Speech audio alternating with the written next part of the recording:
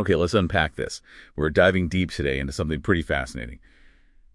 The atonement of the land. Cosmic justice, free will.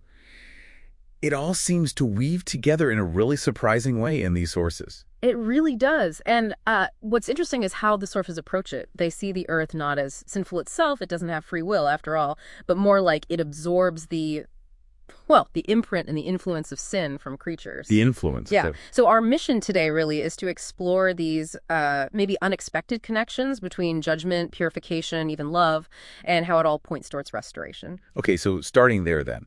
If the land itself can't actually sin, what does atonement of the land really signify according to these texts? Why is it needed? Well, it's a powerful concept. It seems to mean washing away that imprint of sin we mentioned, that residue left on the land, and maybe even more importantly, cleansing the memory of evil from the hearts of creatures living there. It's tied directly to free will, because free will is what allows for crime, for sin. So purifying the land is really about purifying the context for free will. It's for the creatures, not the ground itself. Right, so it's about our environment, our choices, and how they shape this collective reality we inhabit. It's almost like the land remembers or reflects our moral state. Exactly, a reflection. It shapes the conditions under which we make choices. Okay, here's where it gets really interesting and maybe challenging for some. The sources emphasize that the land is atoned for, specifically by the blood of the offender. How is judgment, even the ultimate judgment, framed as love? That's a key reframing in these texts. Justice, fair judgment, even including the death of the offender, is presented as essential, but not just as punishment. It's seen as an act of love because witnessing that just consequence supposedly removes the influence leading to sin. It helps, kill the will to sin in others. Ah, I see. It purifies the collective will, the moral atmosphere. Precisely.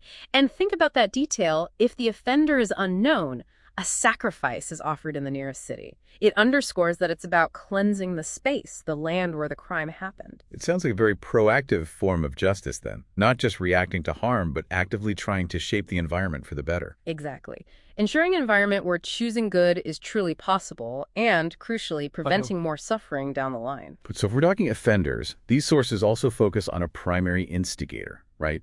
Someone whose accountability is key to cleansing the whole creation. Yes, they point directly to Satan.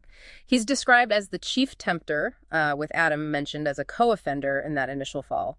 And Satan, too, must pay with his blood, which in these texts signifies his final end through a just judgment. This isn't optional. It's presented as crucial for cleansing the entire created world. Why so crucial? Because his judgment is seen as erasing his lies, freeing creatures from the pain caused by those lies, and fundamentally removing that pervasive influence of sin he represents. And the texts link this to really tangible physical changes, which is quite startling. Satan's end means no more thorns, no thistles. An end to the curse on the flesh even. 1,000 years of rest. That's what they claim, yes. It vividly illustrates how this cosmic justice is believed to have direct physical consequences for creation. And this is distinct from Jesus' role. Very distinct. They're clear. It's not substitutionary atonement like with Jesus. Satan pays for his own actions, his own role in misleading others. It's direct accountability with cosmic and physical ripple effects. So putting it all together, justice cleanses the immediate environment. Satan's ultimate judgment removes the root influence. Where does Jesus fit into this picture for us, for creatures' destiny and free will? Well, Jesus' role, as presented here, is primarily to lead creatures towards loving God.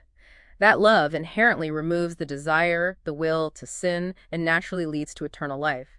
His cross and the first resurrection mentioned in the text are seen as pivotal events for completing our free will. Completing it. By demonstrating God's love and justice beyond doubt, and fully exposing Satan's deception, it creates the conditions, over sufficient time, for creatures to make a truly informed, uncoerced choice between God's grace and their own path.